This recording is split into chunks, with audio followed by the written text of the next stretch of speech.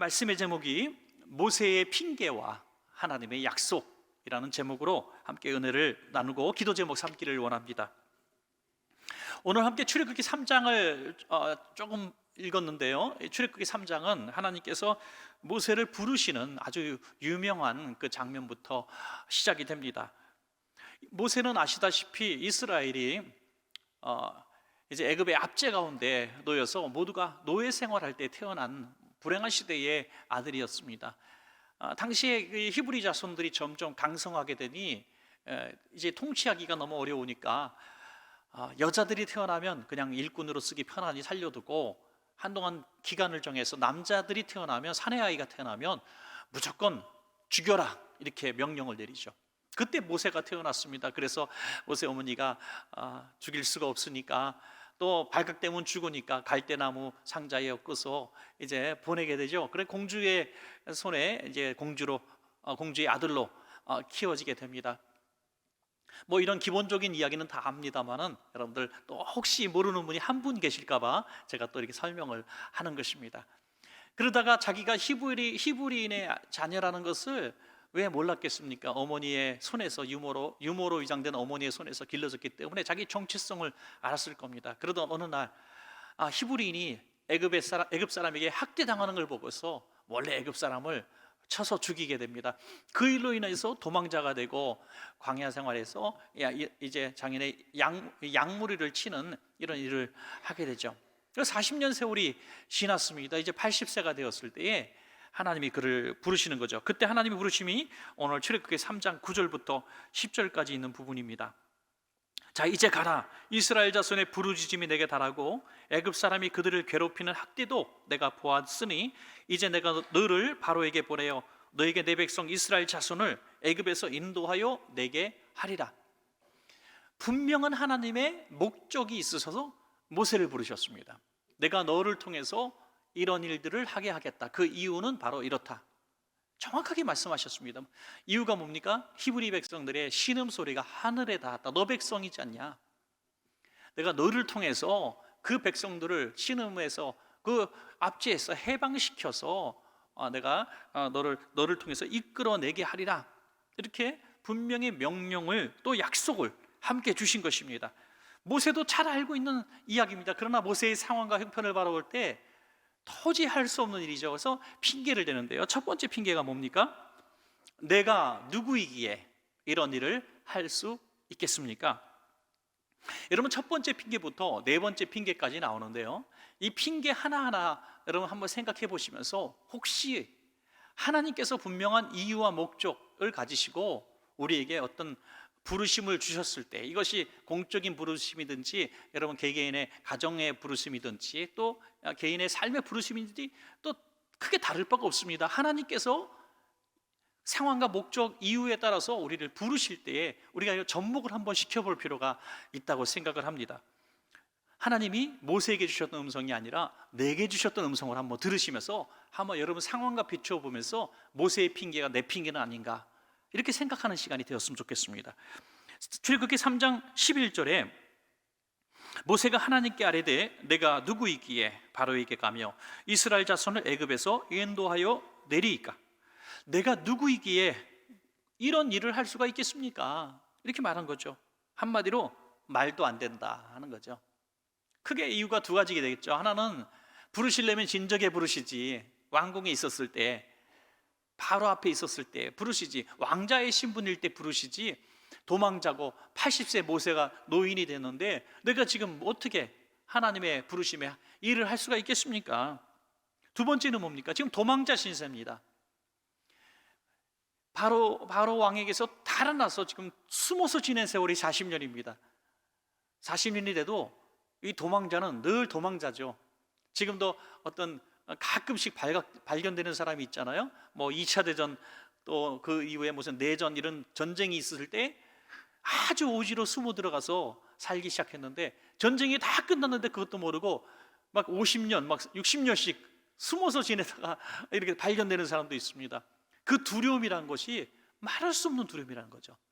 그래서 40년이 지나도 50년이 지나도 나올 수가 없는 것입니다. 현대에도 그러니까 이 바로 왕이 살아있는 이때에 어떻게 이게 가능하겠는가 하는 거죠. 그래서 이 모세는 이 두 가지 이유를 들어서 갈 수 없다고 이렇게 이야기합니다. 여기서 우리가 내는 핑계는 내가 누구이기에 하는 핑계를 댄다는 거죠. 나는 이럴 수 없는 사람입니다. 아시지 않습니까? 80세예요. 그리고 도망자입니다.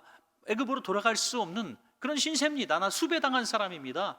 이 두 가지 핑계를 댄다는 거죠. 우리로 붙여본다면 내 형편, 내 능력, 내 건강, 내 지식, 내 기운으로는 이 일을 할 수 없습니다라는 첫 번째 핑계와 두 번째는 내가 그 일을 할 수 없는 분명한 이유가 있지 않습니까? 나는 그렇게 할 수 없는 수만 가지 또 감춰진 이유가 있습니다라고 핑계를 한다는 것입니다. 그런데 하나님이 이렇게 핑계에 대해서 이렇게 답하시죠. 출애굽기 3장 12절에 하나님이 이르시되 내가 반드시 너와 함께 있으리라. 내가 그 백성을 애굽에서 인도하여 낸 후에 너희가 이 산에서 하나님을 섬기리니 이것이 내가 너를 보낸 증거니라. 정말 귀한 말씀을 해주셨는데요, 모세는 이 하나님의 약속의 말씀에 도무지 동의할 수가 없었습니다. 증거니라 라고 말씀하셨는데 이 증거란 것이 눈에 지금 당장 보여지는 어떤 증거, 내가 너에게 100만 대군을 붙여주겠다, 야 저 뒤를 돌아봐라, 저 수많은 군사가 보이지 않느냐, 아니 애굽의 군대 장군 하나를 보내시던지, 그래서 내가 당신을 따라서 우리 쿠데타 하겠습니다 뭐 이러던지, 그것이 증거잖아요. 우리가 믿고 싶은 증거.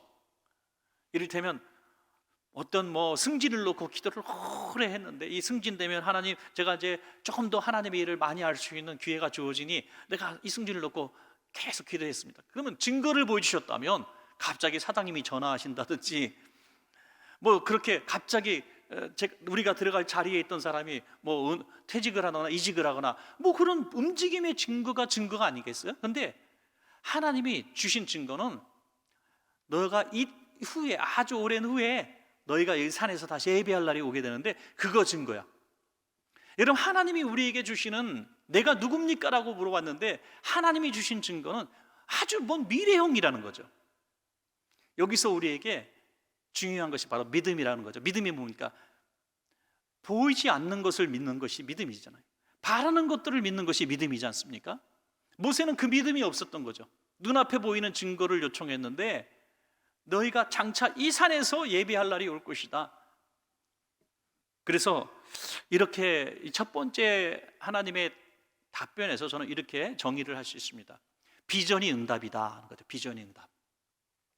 하나님이 보여주신 앞으로의 결과에 대해서 우리에게 보여주신 것이 있으면 현재 이루어지지 않고 될 수 없는 상황이지만 비전, 응답을 주셨으면 그걸 붙드는 것이 믿음이라는 것입니다. 핑계가 있을 때는 우리가 지금 뭔가 이루어지는 것을 원하는 핑계인데 하나님이 주신 응답은 미래에 지금 가질 수 없는 것들을 보여주신 그런 비전이라고 하는 것입니다. 가끔씩 그런 비전이 주어질 때 우리는 설레이는 마음을 가져야 하는 것입니다. 저도 처음에 이제 목회자가 되고 신학교 다니고 이럴 때요, 그때 전도사고 그러잖아요. 이건 전 수요일에 처음 하는 얘기 같고 다른 사람에게 얘기할 필요는 없지만 신학교 막 다니고 그럴 때에 그냥 꿈을 꿨는데, 신학교 다닐 때니까 제가 아주 이름도 없는 존재인데 아주 수많은 청중들 앞에서 예배당에, 아주 꽉 찬 예배당에서 엄청나게 많은 성도들이 빽빽히 차 있는 곳에서 제가 설교를 하는데 막 꿈속에서 내가 그렇게 들어도 이렇게 설교 잘하는 사람이 없는 거예요.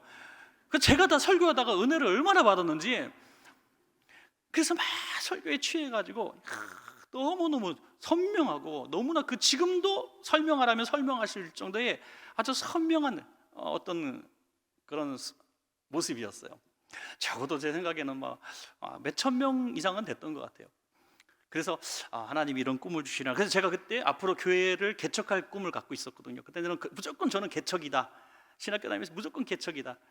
처음에 부목사 생활할 때도 저는 개척을 무조건 꿈꾸고 개척을 계속 생각했던 사람이기 때문에 교회 이름을 지어놨었어요. 교회 이름이 만명교회가 아니고 미문교회라고 졌었어요. 제 생각에 미문.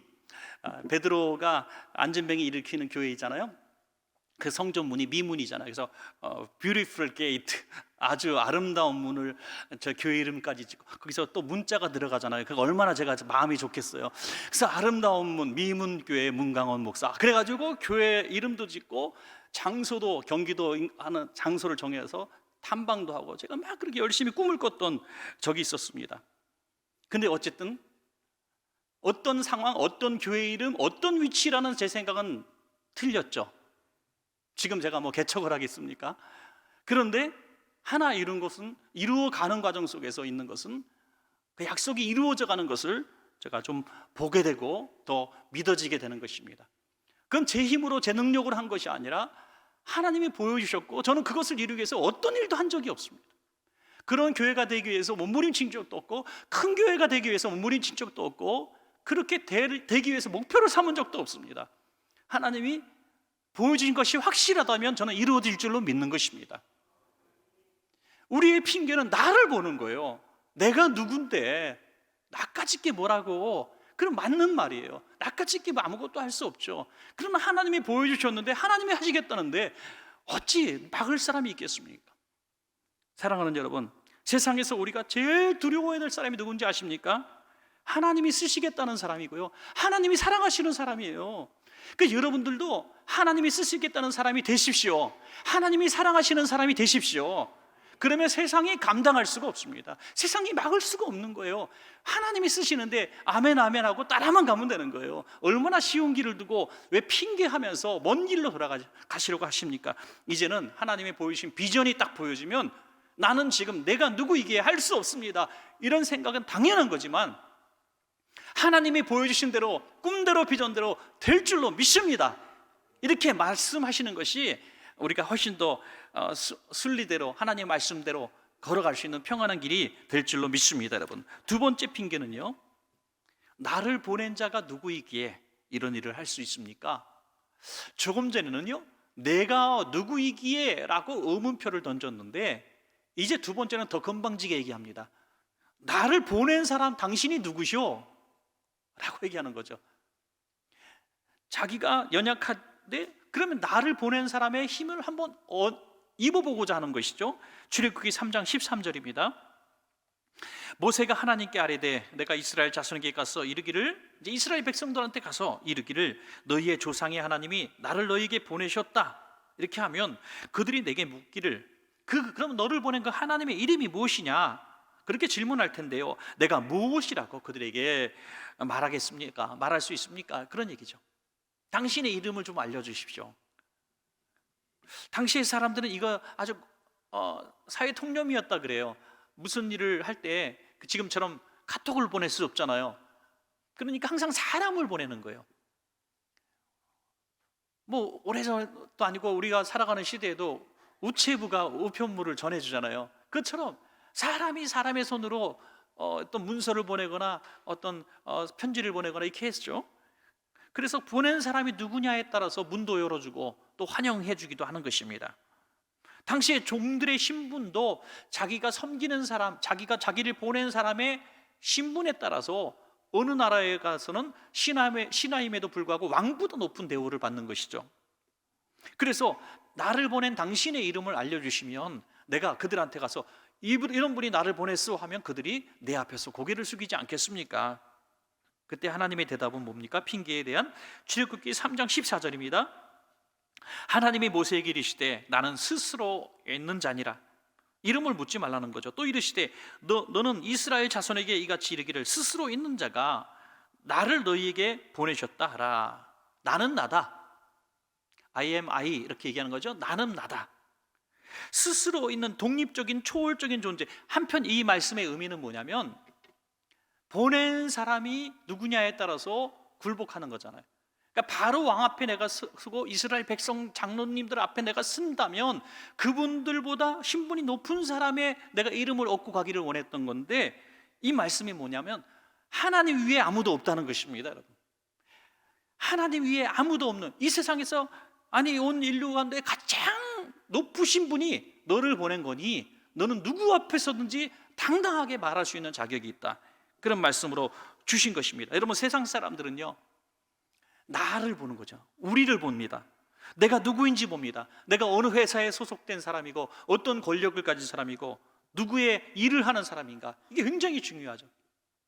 너무나 쉬운 예로 이제 23살, 4살짜리 순경이 저 연희동 신촌 내거리에 서서 호루라기 하나 가지고 자동차를 하루에도 수십만 대, 수만 대를 이리 가라 저리 가라 서라 명령할 수 있잖아요. 빨리 달리는 차도 그 앞에 막으면 갑자기 겸손하고 부드럽게 달릴 수밖에 없는 거죠. 그 사람이 무슨 힘이 있습니까? 무슨 권력이 그 사람에게 있었고 무슨 재물이 있었고 무슨 학식이 있었고 그런 걸 보는 게 아니잖아요. 국가에서 권력을 준 것이죠. 위임받은 권력입니다. 여러분, 하나님께서 우리에게 그런 위임된 권력을 주셨다는 것입니다. 그러니까 세상 사람들은 나를 보고 내가 누구의 사람인지를 전혀 알 수가 없는 것입니다. 나의 공부한 거, 우리가 가진 재산, 우리가 소속된 어떤 단체, 이런 것들을 보는 것이죠. 여러분, 그러나 우리는 그런 생각을 해서는 안 되는 겁니다. 우리는 우리를 보내신 분, 우리의 아버지 되신 하나님께서 나를 사용하신다는 생각을 하면 누구 앞에 서서도 우리는 당당해질 수가 있는 것입니다. 세상 사람들에 가서 나는 누가 나를 보냈습니다라고 설명할 필요가 없는 거죠. 하나님께서 우리를 보내셨다는 이 생각, 너무 귀한 것이죠. 어떤 책에 보니까 그리스도인이 많이 영적 침체에 빠지는 이유 중에 하나가 겸손과 믿음의 균형을 잃어버리기 때문이다. 굉장히 공감하는 표현을 하셨어요. 겸손과 믿음의 그 두 가지는 우리가 공존해야 될 그리스도인의 삶의 가치인데, 하나만 너무나 우리가 주장할 때는 균형이 깨지면서 우리는 하나님 앞에 쓰임받을 수가 없다. 무슨 뜻이냐면, 오늘 모세처럼 나는 아무것도 할 수 없는 내가 누구이기에 이런 존재인 것을 인정하는 것이 겸손이라는 거죠. 그런데 믿음은 뭡니까? 그러나 나는 나의 힘으로 하는 것이 아니라 하나님이 주신 힘으로 나는 뭐든지 할 수 있습니다. 이게 믿음이라는 거죠. 그렇게 겸손과 믿음이 합쳐져야 사도 바울의 고백이 되는 거예요. 사도 바울의 고백. 나는 할 수 없지만은 정말 하나님 안에서 할 수 있는 것이죠. 뭐든지 다 할 수 있는 것입니다. 자기의 모든 가치, 신분, 공부한 거, 또 뭐 자기의 권력, 이런 것들은 아무것도 아니라는 것이다. 배설물처럼 버릴 정도. 그러니 나는 아무것도 아닌 거잖아요. 나는 아무것도 아닌 겁니다.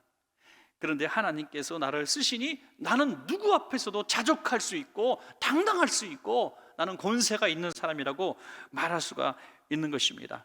수없이 무너지는 하나님의 사람들이 바로 이 균형이 깨지는 날 무너지는 것이죠. 뭐 누구를 비난하는 얘기는 참 하고 싶지 않지만 아주 오래전에요. 한 30년 됐는데, 한 30년까지는 안 됐습니다. 한 20여 년 된 것 같은데, 어떤 부흥 강사님의 어떤 말 한마디 듣고 난 굉장히 상처를 받았어요. 그리고 제가 그때 이후로 저는 그런 식의 표현을 한 번도 타산지적으로 삼아서 하지 않았습니다. 누구라고 아실 필요는 없고요. 어떤 분 앞에서 안수기도를 본인이 해주시겠다고 이렇게 하는데, 그분이 조금 이렇게 꺼리 끼는 사람이었어요. 새신자였던 것 같아요. 그런데 조금 꺼리니까 이렇게 말씀하시는 거예요. 저도 옆에 있는데, 이 손이 어떤 손인데 거절합니까? 그래도 이 손이 어떤 손입니까? 사람들, 교인들이 이 손을 안수기도 받으려고 얼마나 줄 서는데 당신 모르고 그런다고 이렇게 얘기하시는데, 그게 제가 상처가 얼마나 됐는지. 그래서 제가 그 이후로부터 여러분께 그런 식을 표현하지 않고 이렇게 얘기하잖아요. 기도해 드릴까요? 허락을 받고 기도를 해드리니, 이렇게 좀 움츠려든 성품이 기도에 대해서 기도해 드려도 될까요? 라고 물어보고 안수기도 하는 게 제 습관이 됐던 것 같아요. 그다음부터. 지금도 그렇게 하고 있습니다만은, 그때 상처가 됐던 이유는 그분이 훌륭하신 분이고 괜찮으신 분인데 왜 그러셨는지 지금도 이해가 안 가요. 본인의 손의 권위가 아니라 하나님의 권위를 잠깐 그 표현하지 않은 것에 대해서 저는 상처를 받았던 것 같아요. 여러분, 우리의 사역과 우리가 할 수 있는 모든 일들은 이 겸손함과 믿음의 조화가 이루어질 때 역사가 나타나는 거죠. 근데 겸손이 망가지고 깨어지니 교만하고 하나님의 능력을 바라니 될 것이 않는 거잖아요. 교만하면 하나님이 안 쓰십니다. 믿으시기 바랍니다, 여러분. 겸손해야 하나님이 쓰신다는 믿음을 가질 수가 있는 것이죠. 오늘 내가 기도했는데 병자가 일어났어요. 안전뱅이가 일어났어요. 소경이 눈을 떴어요. 그러면 저는요, 내일부터 망가질 거예요, 아마. 왜? 네 손이 어떤 손인데? 아마 신문 광고에도 날지 몰라요. 불의 종 연희동에 떴다. 뭐 이렇게 나올 수도 있는 거죠. 이게 얼마나 겸손과 믿음의 조화가 깨지는 순간입니까, 여러분? 여러분, 하나님께서 귀하게 쓰셔도 겸손한 종이 된다는 거 참 뼈를 깎는 자기와 반성과 성찰이 있어야 가능한 것입니다. 차라리 맨날 깨어지고 세상에서 버림받고 만물의 찢기 같아서 진짜 겸손한 사람이 돼서 하나님이 쓰시는 것이 차라리 복이 되지 않을까, 그런 생각을 해볼 때가 있습니다. 사랑하는 여러분, 나를 보낸 사람이 누굽니까? 그의 이름이 무엇입니까? 그렇게 묻는 것이 아니라 나는 정말 할 수 없지만은 나를 보내신 하나님이 어떤 분이신가를 고백함으로 겸손과 믿음의 조화를 이루셔서 하나님의 이름을 다 드러낼 수 있는 우리가 되어야 될 줄로 믿습니다. 자, 세 번째 핑계는요, 내가 누구에게 나를 믿겠습니까? 모세가 핑계하는 것의 가장 중요한 어떤 핵심은 뭐냐면 계속 자기를 벗어나지 못하는 거죠. 날 뭘 보고 믿겠느냐 하는 거예요. 뭘 보고 믿겠느냐? 당연하죠. 여러분, 모세를 뭘 보고 믿겠습니까? 출애굽기 4장 1절입니다. 모세가 대답하여 이르되 그러나 그들이 나를 믿지 아니하며 내 말을 듣지 아니하고 이르기를 여호와께서 내게 나타나지 아니하셨다 하리이다. 여러분, 그러면 오히려 질문을 하고 싶어요. 하나님께서 모세야, 그러면 어떻게 해줄까? 어떻게 해줄까? 너를 믿게 하려면 어떻게 했으면 좋겠니? 하나님의 생각과 모세의 생각이 어느 정도 공감한 것 같아요. 그래서 하나님께서 자, 말로 도저히 내 말을 안 믿고 내가 장차 이런 증거를 비전으로도 보여주고 너를 보내신 사람이 너를 보낸 분이 하나님이다라는까지 말씀을 했는데도 못 믿겠으니 그래, 너 믿음의 수준 따라서 나도 믿음은 너를 위해서 그냥 증거를 보여줄게 하면서 세 가지나 보여주시죠. 하나는 지팡이를 던졌을 때 뱀이 되고 다시 잡으면은 다시 지팡이가 되는 정말 놀라운 마술사 같은 일을 하게 하시죠. 두 번째는 한 손을 품에 넣었다 빼면 나병이 걸리게 되고 다시 넣었다가 빼니까 멀쩡해지는 것이죠. 세 번째는 미래형의 이적을 보여주십니다. 너 나일강에 물을 떠서 사람들 앞에서 뿌리면 붉은 피로 물들어질 것이다 라는 것입니다. 첫 번째, 두 번째가 됐으니까 세 번째도 당연히 되는 거 아닙니까? 그런 믿음을 갖게 되는 것입니다. 사랑하는 여러분, 이게 의심은요, 증거를 보여달라는 것은 저는 절대 죄가 아닌 것을 날마다 깨닫습니다. 우리는 의심이 많을 수밖에 없어요. 태생적으로 이 땅에서 이 차원의 세계 속에서 살아가기 때문에 의심이 많을 수밖에 없는 것이죠. 의심이 많은 건 당연한 겁니다. 그 의심 자체는 죄가 아니에요. 여러분, 제가 언젠가 그런 말씀을 드렸어요. 우리가 30년 예수를 믿었고 50년 예수 믿었고 중직이고 아니 목사님이라고 할지라도 어느 날 갑자기 신앙의 회의가 들고 진짜 하나님이 실존하시는가라는 의심이 오는 것은 죄가 아니라는 거예요. 내가 정말 평생을 예수님 믿었고 구역장님도 하고 찬양도 하고 뭐 중직자로 여기저기서 간증도 하고 다녔고 누가 봐도 원천교에서 가장 으뜸가는 신앙인인데 갑자기 내가 신앙의 회의가 생길 수가 있다는 거예요. 그렇게 기도하고 기도했는데 우리 가족이 정말 불의의 사도를 당할 수도 있는 거죠. 그럴 때 어떻게 이 문제를 해결하십니까, 여러분? 저는 그럴 때에 여러분들의 나락으로 떨어진 실체를 감추지 말라고 말씀드리고 싶어요. 오히려 하나님 앞에 하나님 살아계심을 보여주십시오. 여러분 믿으십니까? 하나님 살아계심을 보여주십시오. 저는 이렇게 의심이 많습니다. 하나님, 제가 평생 신앙생활하며 예수님 믿었다고 했는데 이렇게 신앙의 회의가 몰아치는 걸 보니까 이건 누구는 기도 안 해서 그렇다고 누구는 네가 믿음이 없어서 그렇다고 얘기하는데 정말 하나님 모르겠습니다. 하나님 좀 보여주세요. 도마는요 3년 동안이나 예수님 가르침 받았고 다른 제자들이 다 예수님 만났다고 했는데 부활했다고 했는데 혼자만 안 믿었어요. 혼자만 못 봤기 때문에 나 손가락으로 예수님 상처 찔러봐야 믿겠다고 이런 불경건한 얘기까지 했습니다. 여러분, 우리 오늘 임직 받으신 장로님 중에 한 분이 오늘 특성화라니까 마이크 좀 달라고 그래갖고, 저 성도 여러분, 저 진짜 예수님 살아계신지 모르겠습니다. 제 손가락으로 예수님 이 상처를 찔러보고 예수님 믿겠습니다. 장로님 중에 한 분이 그러면 어떻게 생각하시겠어요? 저는 그 고백을 굉장히 정직한 고백으로 받고 싶어요. 책망하고 싶은 마음이 1도 없습니다. 왜냐하면 도마도 그랬잖아요. 수많은 목사님들도 그런 회의에 빠진 적이 있습니다. 그런데 보고도 믿지 않으면 거기서부터 죄가 되는 것입니다, 여러분.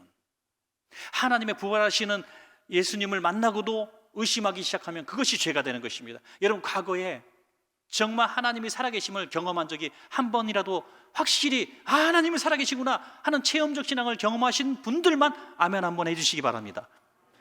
그러면 여러분들은 앞으로 신앙의 회의가 생겼을 때 그 기억을 잃어버리면 안 되는 거예요. 하나님은 그때 살아계심을 내게 분명히 보여줬고 나는 하나님의 실존하심을 그때 믿었다.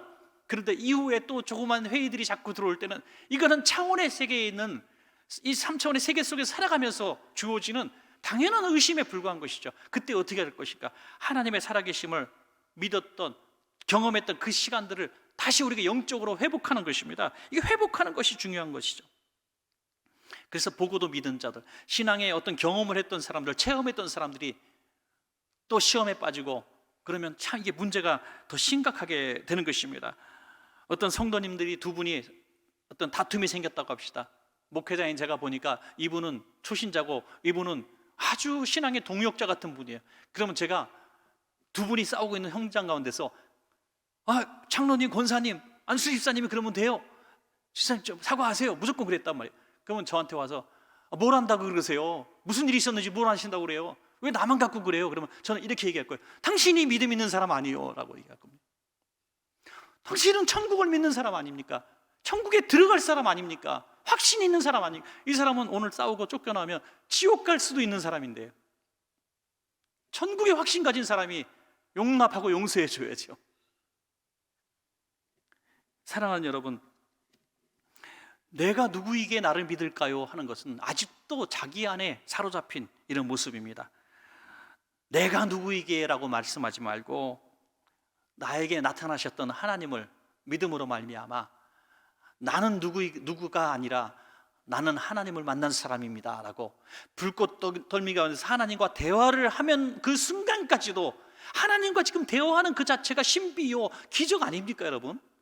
그 신비 속에 살아가는 우리로 말하면 경험 많고 체험도 많은 성도임에도 불구하고 여전히 자기만 바라보고 있다는 모습이 얼마나 억울합니까? 오늘 아멘 하신 분들이 참 많아서 너무나 감사한데요, 어떤 어려움에 부딪히고 네가 니까지 있게 뭐라고 할 때 여러분 그 과거에 하나님이 함께 하셨고 대화 나눴고 하나님을 경험했던 그 순간을 가지고도 지금 내가 뭔데요? 난 연약한데요 라고 말하는 것이 바로 모세의 핑계가 나의 핑계가 된다는 것입니다. 그때 나를 보지 말고 나와 함께 하시고 살아계신 하나님을 볼 수 있는, 그리고 그 하나님을 통해서 믿게 할 수 있는 우리 성도님들 되시기를 축복합니다. 마지막 네 번째는요, 내가 말을 잘할 수 있을까요? 하는 것이죠. 내가 말을 잘할 수 있을까요? 저는 원래 말 못하는 사람이에요. 자기 컴플렉스였던 것 같아요. 출애굽기 4장 10절에 모세가 여호와께 아뢰되 오 주여 나는 본래 말을 잘하지 못하는 자니이다. 주께서 주의 종에게 명령하신 후에도 역시 그러하니 나는 입이 뻣뻣하고 혀가 둔한 자니이다. 다 보여주셨잖아요. 누가 보냈고 능력도 보여주셨습니다. 아니 지팡이 던지니까 뱀이 되고 품에 넣다 보니까 나병이고 또 피가 강물을 피로 만드는 그런 권세까지 보여줬으면 무슨 말이 필요합니까? 내 백성 다오 그러면 되는 거잖아요. 내 백성 돌려줘 그러면 되는 건데 이게 무슨 로비를 합니까? 비즈니스를 합니까? 80세 어르신이 바로 앞에 가서 왕 앞에 가서 내 백성 돌려줘 말로 어떻게 백성을 해방시킬 수 있습니까? 말이 안 되는 거예요 여러분. 말이 안 되는 겁니다. 말로 할 수 있는 게 아니에요. 협상가도 말제주꾼도 어떤 말을 잘하는 사람 달변가도 할 수 없는 일인데 말 못한다고 얘기합니다. 그때 하나님께서 참 하나님은 속도 좋으셔요. 그런 말 듣고 이렇게 말씀하십니다. 출애굽기 4장 11절부터 12절 여호와께서 그에게 이르시되 누가 사람의 입을 지었느냐 누가 말 못하는 자나 못 듣는 자나 눈 밝은 자나 맹인이 되게 하였느냐 나 여호와가 아니냐 이제 가라 내가 내 입과 함께 있어서 할 말을 가르치리라. 아멘. 나 말 못해요 그랬더니 능력으로 보여줘. 이것까지가 안 된다 그러니 내가 너의 입술과 함께해서 할 말을 가르칠 것이다. 여러분, 이 말씀에 굉장히 여러분들 공감하셔야 합니다. 하나님은 이렇게 우리가 구하는 것까지 잘 들어주시는 하나님, 쓰시려고 하니까. 여러분, 큰 어떤 중요한 만남 미팅이 있다고 합시다. 이 만남을 통해서 회사에 존폐가 걸려 있어요. 여러분, 정말 위기에서 벗어나느냐 기회가 되느냐는 상황이 있단 말이죠. 그럴 때에 내 새치호로 그 문제를 해결할 수 없다는 걸 알잖아요. 그때 기도하고 가십시오. 기도하고 하나님, 그 분위기를 주장할 수 있는 힘을 주십시오. 하나님의 입술 가운데 하나님은 권세와 능력을 주십시오. 그렇게 기도하는 것입니다. 저도 뭐 외부에 설교를 종종 갑니다만은 외부 설교하러 갈 때 그 교회가 어떤 교회인지도 잘 모르고 또 안다고 할지라도 얼마나 알겠습니까? 그때 제가 기도하는 거 하나밖에 없어요. 하나님, 그 교회에 꼭 필요한 말씀을 입에 주십시오. 제가 준비한 말씀이 무용지물이 때가 참 많아요. 그 상황과 형편에 딱 하면 너무나 무겁고 전혀 받을 준비가 안 되는 상황도 있단 말이에요. 그럼 하나님, 이 영적 분위기부터 바꿔주십시오. 영적 분위기부터 바꿔주십시오. 안 될 때는 여기서 벨이 울리고 저기서 벨이 울리고 뭐 아기가 울고 막 난리 법석도 그렇게 있을 수가 없어요. 근데요, 제가 그런 하나님을 의지하는 마음 갖고 기도하는 마음 갖고 어느 날 순간적으로 집중이 샥 돼버리는 걸 느낄 수 있어요. 그 하나님이 막 강하게 역사하심을 느낄 수가 있단 말이죠. 그러니까 여러분들, 말 한마디도요, 내가 만나는 사람과의 어떤 분위기도 하나님이 함께 해주셔서 하나님이 할 말을 하게 하시고, 제가 부정적인 얘기할 때 입술을 막아주시고 공기까지 주장해 주십시오. 그렇게 기도하고 달아가실 때 하나님이 정말 여러분의 입술에 희한한 능력을 주셔서요, 그분이 정말 굴복할 수밖에 없고 피할 수도 없고 정말 그렇게 응답할 수밖에 없는 기가 막힌 말씀들을 입술에 담아 주실 수가 있다는 것입니다, 여러분. 그래서 재미있는 생각을 하나 해봤어요. 형사들이 취조할 때 이 사람이 다 죄를 고백할 수 있는 그런 능력도 있으면 얼마나 좋을까, 그런 생각도 한번 해봤습니다. 여러분, 우리의 입술을 주장하시는 그 하나님께서 우리가 생각도 하고 배우지도 않았던 그런 말들을 통해서 하나님의 역사, 여러분, 하나님의 능력은요, 말에 있지 않고 하나님의 능력이 있다 그랬어요. 말로 설득한 것이 아니라 영적인 권세로 설득한다는 거예요. 이게 새치호로 기가 막힌 표현을 써서 해결되는 것이 아니에요. 여러분, 설교 잘하는 목사님들도 엄청 많고요. 근데 그 교회가 다 부흥합니까? 아니잖아요. 어떤 목사님은요, 제가 들어도 30분 설교를 들어도 뭔 말인지 하나도 못 알아듣겠어요. 근데 교회가 막 부흥하더라고요. 그러니까 이런 영적인 권세, 하나님이 하시는 일입니다. 모세가 한 게 아니라 하나님이 모세를 쓰신 거예요. 그러니까 여러분들, 내가 말을 잘할 수 있을까요? 이게 얼마나 하나님 앞에 정말 하나님을 모르고 질문한 것 아닙니까? 그런데 하나님은 또 참으시고 마지막 이렇게 말씀하시죠. 출애굽기 4장 14절에 여호와께서 모세를 향하여 이제 노하여 이르시되, 나 이제 그래도 못해요. 말 잘하게 해준다. 못 믿겠어요. 못하겠습니다. 보낼 만한 그냥 말 잘하는 사람을 보내주세요. 이렇게 얘기할 때 이런 말씀하시는 거예요. 노하여 이르시되, 레위 사람 내 형 아론이 있지 아니하냐? 그가 말 잘하는 것을 내가 아노라. 그가 너를 만나러 나오나니 그가 너를 볼 때 그의 마음에 기쁨이 있을 것이다. 여러분, 참 슬픈 일입니다. 내가 말을 못해서 못하겠다니까, 그러면 말 잘하는 사람을 너한테 붙여줄게. 아론을 붙여줄게. 참, 하나님도 정말 속이 좋으신 분이에요.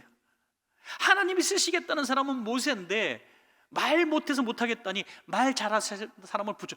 그러면 하나님께서 그냥 아론을 쓰시면 되잖아요. 이렇게 좋은 방법이 있는데 그냥 아론을 쓰시면 되는데 굳이 그래도 모세를 쓰시겠대요.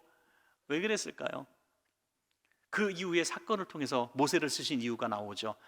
아론을 쓰시니까 아론이 모세의 말을 대연합니다.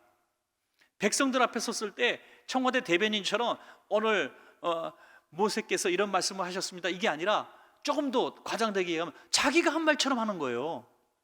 자기가 말해서 자기 권세로 이렇게 백성들을 설득하니까 백성들의 눈에는 모세나 아론이나 똑같은 동급의 지도자로 보인 것이죠. 그래서 어느 날 갑자기 아론에게 교만의 마귀가 들어가니까, 이거 봐라, 백성들은 나나 모세나 비슷하게 보고 내가 모세에게 백성들에게 명령해서 좌로 가라 우로 가라 누워라 자라 일어나라 아침에 가서 만나를 따라 이렇게 막 설명을 했는데 모세만 계속 지도자로 인정받으니 화가 난 거예요. 그래서 반역을 하지 않습니까? 반란을 일으킵니다. 반란을 일으켰을 때 하나님께서 바로 징계를 하셔서 나병에 걸리게 만드시잖아요. 얼마나 불행한 일이 벌어졌으면 형제의 다툼이 되고 형제가 원수가 되고 형제가 멸망으로 가는 꼴을 볼 수밖에 없는 이 상황이 차라리 하나님 말 못해도 나만 쓰십시오 하면 아론을 그냥 데리고 갔으면 얼마나 행복한 형제가 됐을까요? 여러분, 우리가 사명을 감당하지 않고 핑계하면 누군가 다친다는 거예요. 굉장히 중요한 사례가 하나 있지 않습니까?